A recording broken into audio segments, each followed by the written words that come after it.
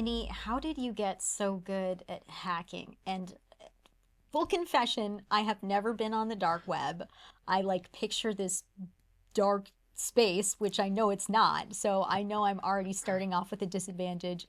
How did you get so good at this? So this is something I've actually been doing my whole life. My dad brought home a computer when I was, I think, 10 or 11, and I just sat down and I taught myself. And, you just kind of start, or at least I started figuring out my ways around it.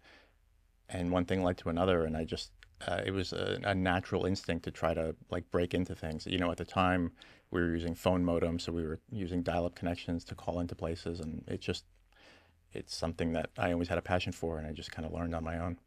Okay, so you get really good at hacking, and then there's this moment where you're approached by the FBI. So at the time, I was doing a lot of public speaking. I was on TV a lot. Places like ABC and CBS and NBC would have me on as like a featured expert on hacking. And I think it was just that my face and my name was everywhere around the time. And so I was speaking at a conference, and some members came up to me and said, "Hey, we've got this high profile case. Would you like to help?" And I thought it sounded really interesting.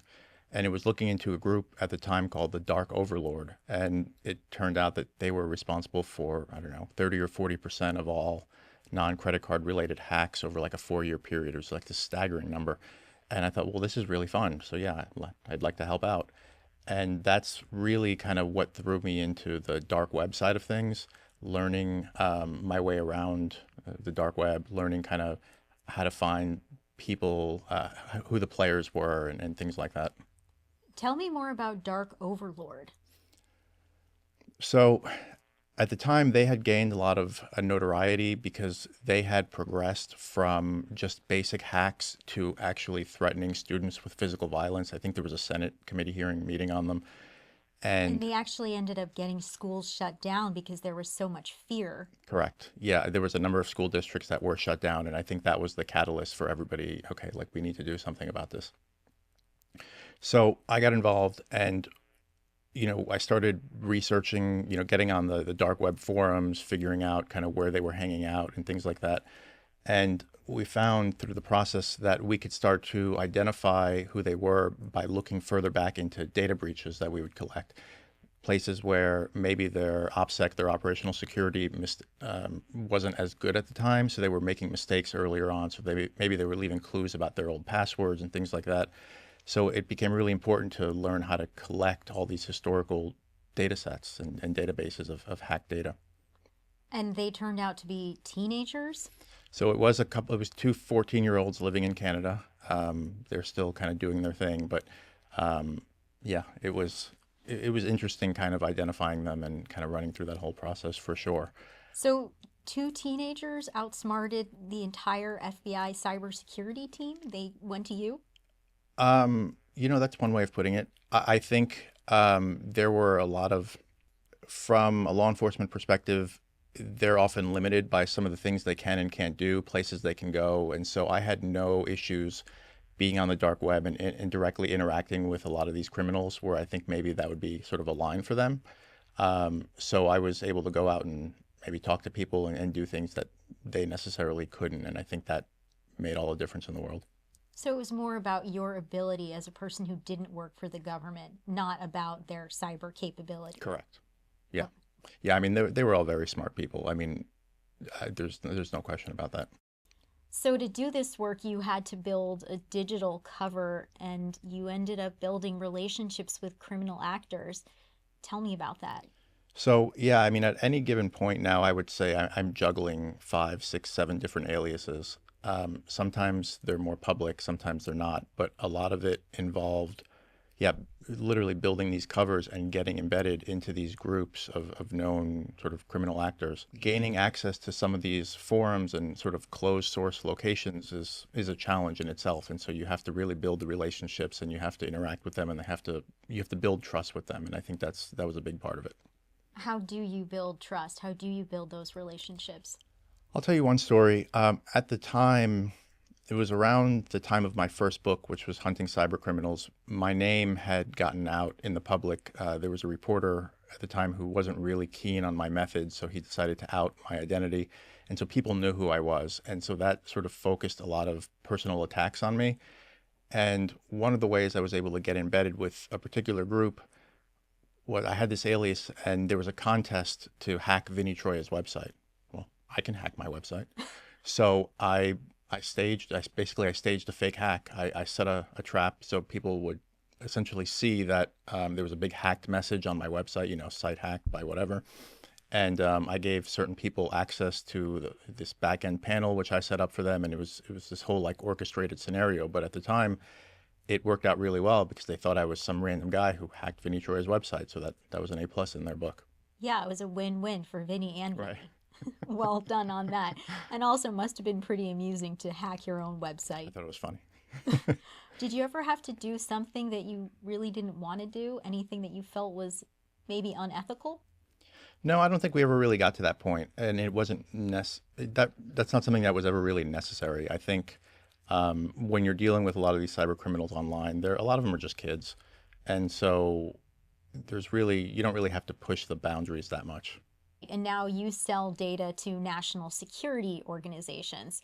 So let's talk about some of the data.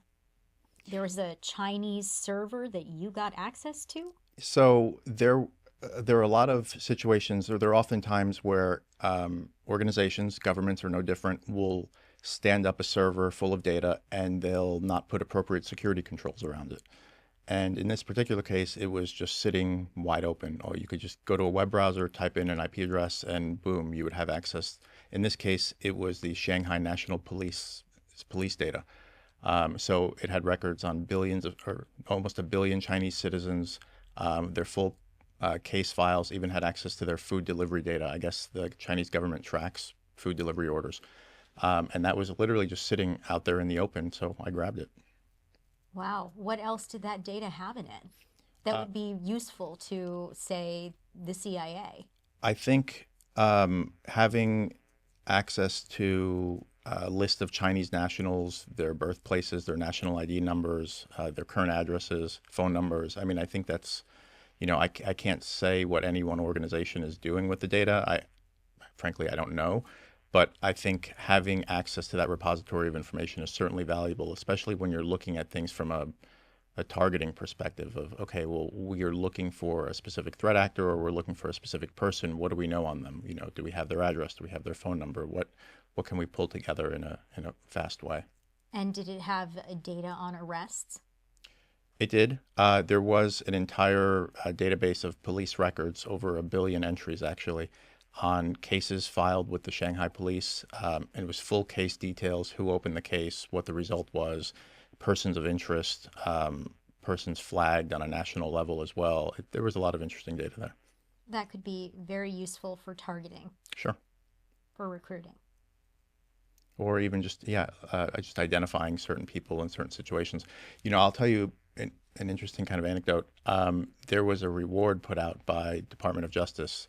I think it was like a $10 million reward, looking for this one group of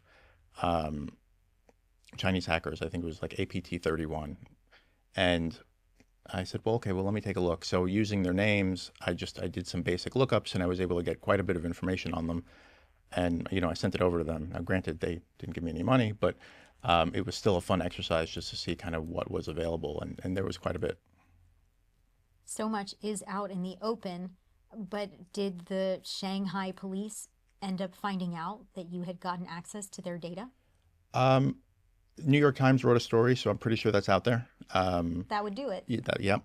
But to be fair, there were a lot of other people that had access to the data as well. There were a few different groups on Telegram selling access for like $1 or $2 per record lookup prior to me finding it. There were a lot of other people that had access. The server, I think, had been open for a while, and there were a lot of other people with access. And yet the server didn't get more secure even when it had already been breached previously? I don't think they knew. Again, because it was just sitting out there in the open, and they probably didn't have any controls in place to know who was accessing it. And I think the story with the New York Times and the others was probably a pretty big flag, and they shut it down pretty quick after that. Were you surprised to have gotten access to that data? I guess I really wasn't surprised. I was happy to have accessed it, but it didn't surprise me that they had left it open, just because so many other organizations do as well. What else have you been able to access from China? directly or through some of the hackers? Um, China is interesting. There was just a story in the news about 3 billion Chinese records left exposed. Um, we were able to pick that up as well.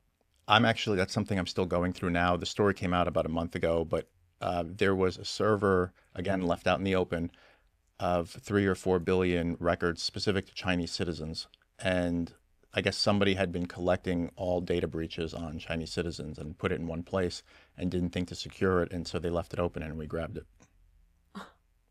What? It was a great find. I mean, that I don't even know where to begin with that. I mean, was that purposeful? Was someone actually wanting it to be found, or was that negligence? I think it was negligence. I think they probably put up the server for a short while, thinking that they would just maybe run some queries, do whatever they were doing. But we scan for open servers pretty regularly, and we just happened to find it. It's like the reverse of the Office of Personnel Management hack waged by the Chinese, where they actually broke into the system to gather millions of records of federal government employees here in the US.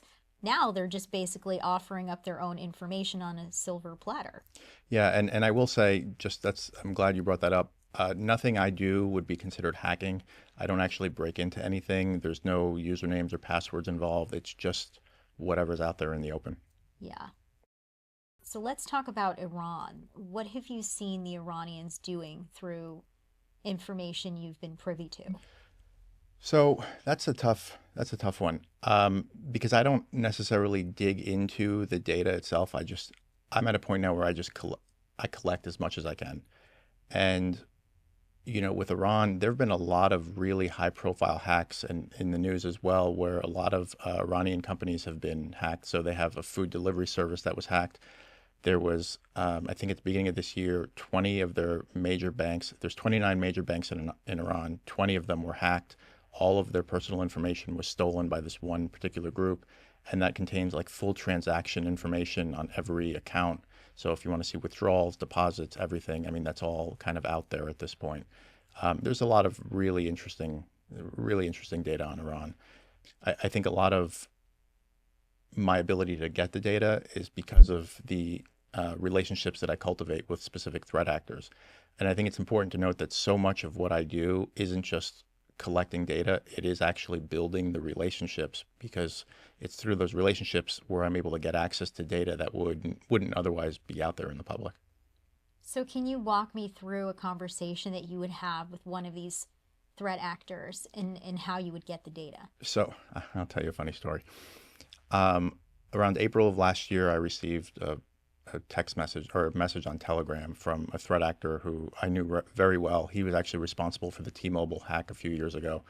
He's a brilliant guy. And he said, "Hey, I've got this great data. Why don't you take a look?" So he sent me my cell phone call records. And I was like, "Oh." I'm like, "Okay." And he's like, "I've got records for this particular telecoms for all of their customers." And he goes, and I want to sell it. Can you help me? And I said, "Wow, okay." And so I took that to mean I want to extort the company. And so now I'm looking at all these cell phone call records. He had sent me, I think, cell phone logs for Marco Rubio's wife and some other people as well. And I'm like, okay, well, this is significant. So I contacted the company on his behalf, and I helped them negotiate that.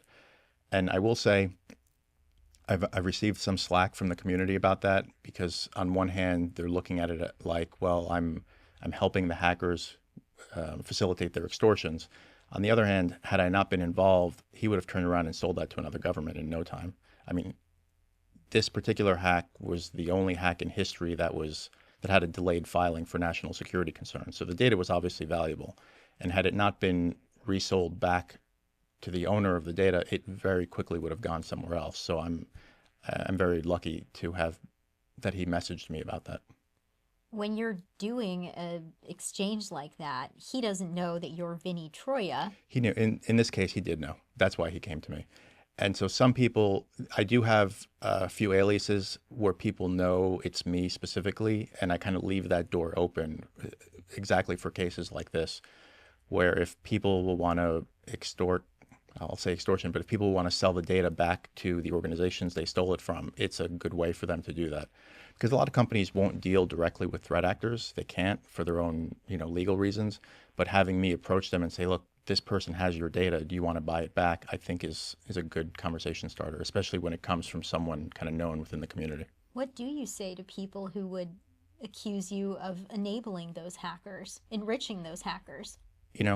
Just again, in this particular case, had I not offered to kind of facilitate this deal, the data very easily would have gone somewhere else. And I'll also say that this particular the sale of this particular data led to discovery of a breach of over 100 other companies. Um, and had I not sort of been feeding that information, nobody would have even known, and that data would have very quickly gone somewhere else. So, if they want to accuse me for, playing on the wrong side, that's fine, but I know where I stand.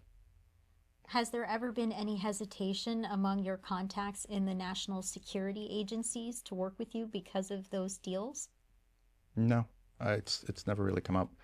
Um, I think the biggest part from their perspective is making sure that I'm not the one doing the hacking, and I'm not.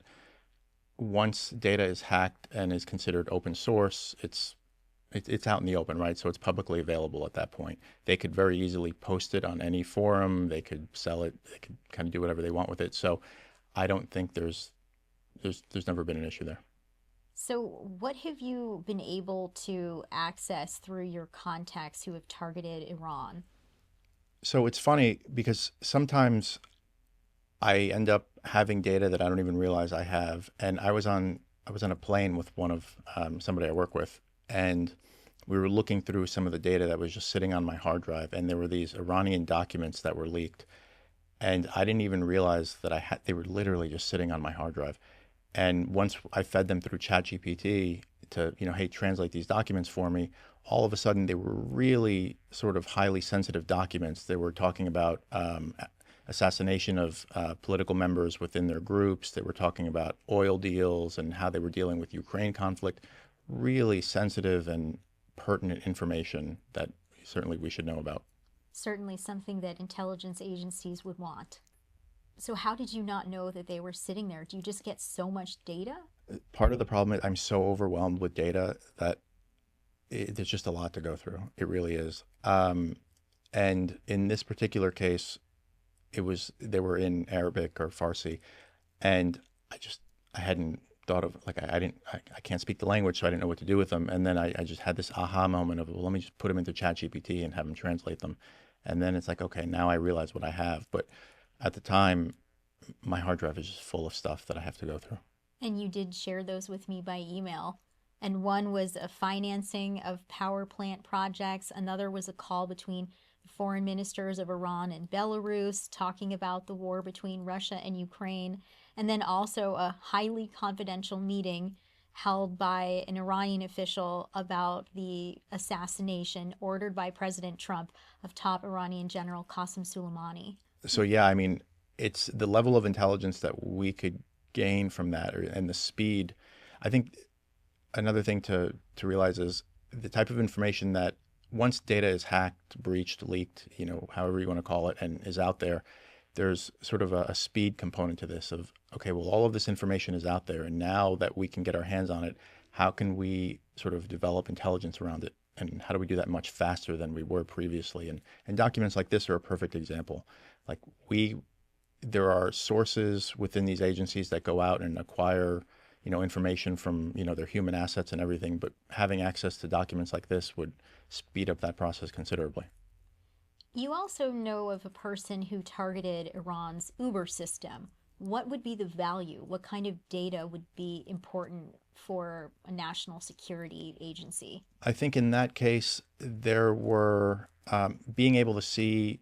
So number one, you have access to all their customers. You have access to the devices or information on the devices that they use to, call their Uber, where they were picked up, where they were dropped off, et cetera. And I will say that in my book that's coming out in October, there is a specific chapter on targeting and pattern of life tracking. And pattern of life is, looking at, what activities has a person, what are they doing? Where are they? And so with this particular example, we use ChatGPT to actually start to, okay, I took a random person and say, okay, well, where has this person been? Why don't you start to map out all of their routes on like a map? and then start to look at the outliers automatically. And okay, well, now all of a sudden we're realizing that this person is visiting a technology store at 2 in the morning every now and then. Well, that's odd. Why are they going to a beeper store at 2 in the morning? And so there are a lot of little things when you start to have the ability to really track their movements. It's like a mosaic, and you're bringing more of the pieces together. Exactly. And so if there's a person of interest and now all of a sudden we know their phone number and we can see where they've been, that there's certainly a lot of intelligence that can be gathered from that. What about other countries that are even more isolated than Iran right now? And that would be North Korea. North Korea is interesting because it's so closed off. There really isn't any information flowing from there, but you can start to look at people from North Korea based on other data sets. And for example, one of the really valuable data sets right now is the Russian border data. And so that's kind of making its rounds. And so from that, you can see a list of anyone who's come in or out of Russia in the last 10 years. So either by car or by plane. And And that's so sitting on the dark web. it's being sold in very private circles, yes. Um, and so from that, if somebody was interested in people from North Korea, they could say, okay, well, who here has a North Korean passport, or who's going to North Korea or traveling from North Korea, and we could just run a keyword search and start to get an idea of who's traveling back and forth. And so that's how I would start to look at North Korea. Fascinating. So let's talk more about Russia. That has to be a real priority when it comes to serving the intelligence community. I think Russia's certainly a hotbed of activity right now. And I think one of the things that's helping the situation is, frankly, the war with Ukraine. You have these Ukrainian hackers that are just going out and targeting anything Russia, and they're hacking all of these complex systems, and they're doing the legwork, and then they're leaking the data. And so being able to access that data is just like a wealth of information. So what else is out there? One of the more recent hacks, and this is something I've been trying to get but haven't been able to, there was another Russian airline that was just hacked by the Ukrainians. There were a few news stories about this, I think, last week, and that would include flight records of anyone flying on this Russia airline, and that would be a huge find to get. I've seen databases of car registrations, federal registers of literally every citizen. It's all out there. So now I'm picturing like an eBay situation where it's going to the highest bidder. Please correct me if I'm wrong. How does the data end up going to one person versus another? I know it's about building relationships, but it also seems like it is about money. No, it's exactly about money. eBay is a pretty good way of putting it. On a lot of these dark web forums, each seller has a type of rating system, and obviously somebody with a higher rating is more trustworthy, and you can kind of start to look at it that way especially if it's people you don't know and they're selling something that's fairly unique. Most of the time, it's going to come down to money. And the reason I say that is a lot of the more sensitive data sets may not often make it on the forums. A lot of that, again, comes back to the relationships of being able to have a direct conduit to the hackers, at which point they'll say, hey, I just hacked this one site. Do you want the data? Here's a sample. Go validate it and let me know if you're interested. And so they'll have private buyers, because a lot of times the more high profile the hackers, they won't want the attention that comes from posting on a forum. This is a fascinating world and clearly a good reason to read your book. So once you've been making these deals, do you have a sense of which data sets the intelligence and law enforcement communities would be most interested in? I think any of the major hotbed countries, right? So you look at wherever there's major political activity right now. So it's always going to be Russia, China, Eastern Europe, Iran, Middle East. Any of those countries are always going to be of interest. I imagine some people might be critical of the work you're doing and fearful that you're actually selling their private data to intelligence agencies. What do you say to them? I've certainly received a lot of slack from a number of reporters who very clearly think and openly write that what I'm doing is illegal, but I know it's not. I would also like to say that I don't deal with any U.S. person's data. There's additional levels of sensitivity and precaution that goes into working with U.S. data, especially when you're dealing with the intel community and law enforcement. And there's so much of that out there currently that I don't really care about anything U.S. related. So everything I do is outside of the U.S. That being said, collecting open source information or publicly available information isn't breaking any laws. It's public. It's out there. And so since I'm not going out and doing any of the hacking or anything like that, I know where I stand. I know I'm not breaking any laws. And I think that's part of why the intelligence community is able to leverage this data because it is considered public at this point. While there might not be concerns of it being illegal, there might be concerns that it's unethical. I suppose from some perspective, yes. And to some extent I can see that. I will say that a lot of people who scream that the data is unethical are also the same people who are running these sort of longer investigative reports using that data to uncover cyber criminals. So it's a double-edged sword. If the data is unethical, then you really shouldn't be using it in your own investigative reporting. I'm wondering what a day in your life is like. Like, is there ever a dull day for you, Vinny? Oh, tons. It gets repetitive for just like anything else, right? Um, Certainly when there's new data on the market, that's always exciting. Being able to track it down. And again, there's a lot of what I do is validating data that's out there. And so there's a whole process of being able to not only acquire it, but figuring out whether or not it's valid. Because people, especially on the dark web, their sole concern is making money. And if they can put together a fake data set that looks legitimately real and make money from it, it's it's up to me to figure that out before I sell it. And so there's a lot of methods that we employ, and ChatGPT has actually been really great at helping with that as well. So you're able to see the ebbs and flows of data being sold, what's desirable, and you're using artificial intelligence to help you identify trends in the data. Yes, very much. The biggest part when it comes to the use of AI is, at least for me, is being able to help determine whether or not data is valid. And I have such a collection, such a large collection at this point that I can also validate new data against some of my older data that's already been validated to look to see, okay, well, do these national ID numbers match this phone number, or is this address something that I've seen in the past? Does the data look like it's in a format that it should be in? Things like that. Are you doing the work by yourself, or do you have people who work with you who maybe are also Vinny Troias or aliases that you are controlling? Well, the aliases that I'm controlling are me, but when it comes to the work that I do specific to the dark web and the data collection, it's mostly just me. I haven't found anyone else that really is that I would trust with doing that work. So that when it comes to when it comes to collecting data, that's really just me at this point. Do the intel agencies ever ask you to say certain things to these people? No, not at all. There's not a relationship like that. I think that type of tasking comes under a different, just a different order, and I'm not involved in any of those groups. So you've accessed information coming from Chinese law enforcement. You've been engaged in all kinds of activity. What are the repercussions of your doing this work? I think there's always an inherent fear that somebody's going to come knocking on my door, and that's there is that. I think the biggest part for me, at least from the way it's been in the past, especially when my first book came out and my name was more out there within a lot of these underground communities, there were contests of people to like do things to me. So people would send like bullets to my house in kind of a threatening way, or T-shirts, or just weird things like that.